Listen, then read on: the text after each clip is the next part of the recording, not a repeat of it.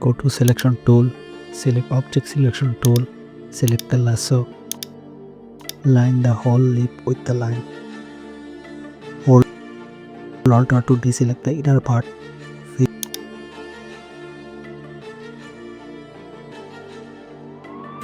Fix the side with the lasso tool. Go to solid color, select your desired color. I select the red color. Change the plane mode to multiply. Double click of the mask layer, use smooth and feather a little bit.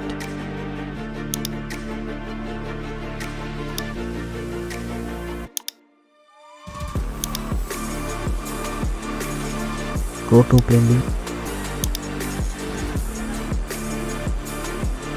option and bring some of the highlight and shadow from the image by pressing Alt.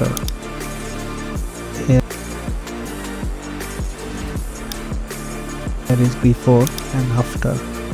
Don't forget to like this video and subscribe to the channel for more videos just like this one.